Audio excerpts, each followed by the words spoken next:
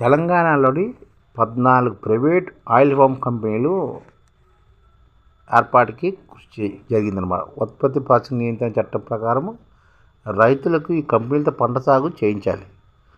కానీ ఇప్పటివరకు ఈ కొన్ని కంపెనీలు వాటి ఏ విధంగా ఉన్నదో చూద్దాం. రాష్ట్రంలోని ఆయిల్ ఫామ్ సాగులు విఫలం చెందుతుంది. తెలంగాణ రాష్ట్రం ఆయిల్ ఫామ్ సాగు అభివృద్ధికి నిర్దేశించిన లక్ష్యాల సాధనలో విఫలమైన 3 కంపెనీలను ప్రభుత్వం కఠిన చర్యలు తీసుకుందన్నమాట. ఎందుకంటే సాగులో పురోగతి లేని జిల్లాల కేటాయింపులను కూడా రద్దు చేసింది. ఆ జిల్లాలు రాష్ట్ర ప్రభుత్వ రంగ సంస్థ ఆయిల్పేటకు అప్పగిస్తూ శనివారం ఉత్తర్వులు కూడా జారీ చేసింది. రాష్ట్రంలో ఆయిల్ ఫామ్ సాగు పెంచేందుకు ప్రత్యేకంగా ప్రోత్సహించేందుకు 14 ప్రైవేట్ కంపెనీలతో ఒప్పందం కుదుర్చుకుంది రాష్ట్ర ప్రభుత్వం. తెలంగాణ ఆయిల్ ఫామ్ అంటే ఉత్పత్తి ప్రాసెసింగ్ నియంత్రణ సంస్థ చట్ట నిబంధనల మేరకు రైతులతో ఈ కంపెనీలు పంట సాగు చేయించాలి.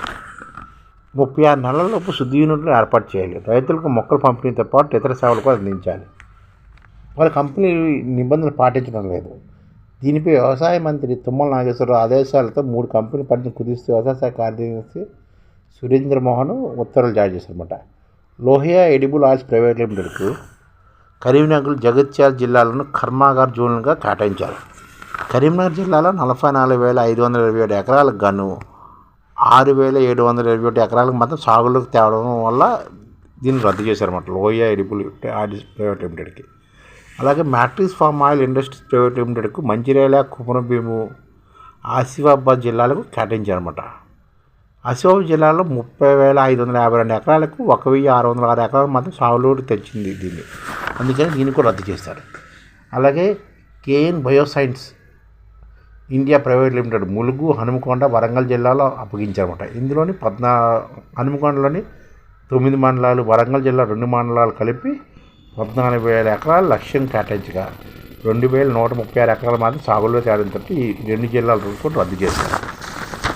అందుకని ఏం చేస్తున్నారు, కరీంనగర్, వరంగల్, హనుమకొండ, కొరంభీము, ఆసిఫాబాద్ జిల్లాల పంట సాగు అభివృద్ధి బాధ్యతలు ఆయిల్పేటకు అప్పగించారన్నమాట. పురోగతి లేని కంపెనీల వల్ల ఫ్యాక్టరీ జోన్లను కొనసాగించడం వల్ల రైతులు నష్టపోతున్న ఉద్దేశంతో వాటి పరిస్థితులు కుదించినట్లు మంత్రి చెప్తున్నమాట. అంటే తెలంగాణలోని ఆయిల్ ఫామ్కి ప్రభుత్వం కొన్ని కంపెనీలకు ఇచ్చింది. అంటే వాళ్ళే విత్తనాలు ఇచ్చి, వాళ్ళే సాగు చేసి, వాళ్ళే రైతులను కొనుగోలు చేసి వాళ్ళ విత్తనాలను ఇచ్చి పంటను అభివృద్ధి చేయాలన్నమాట. ఇలాగ 14 కంపెనీలకు ఇస్తే 14 కంపెనీలో 3 కంపెనీలు తమ లక్ష్యాన్ని సాధించుకోలేకపోయాయి అన్నమాట.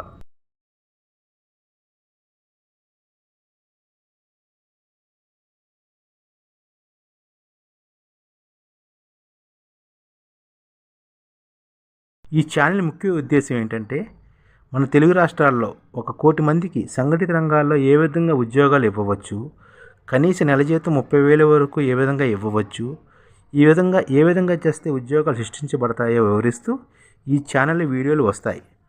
అలాంటి వీడియోలు మీకు కావాలంటే మన ఐడిఎఫ్ భాస్కర్ ఛానల్ని సబ్స్క్రైబ్ చేసుకోండి. ఐడిఎఫ్ అంటే ఇండియన్ డెవలప్మెంట్ ఫోర్స్. ఈ వీడియోలు చూసిన తర్వాత మీకు నచ్చితే లైక్ చేయండి, మీ ఫ్యామిలీ మెంబర్స్కి షేర్ చేయండి, మరియు మీ ఫ్రెండ్స్కి షేర్ చేయండి. Thank you. నమస్కారం.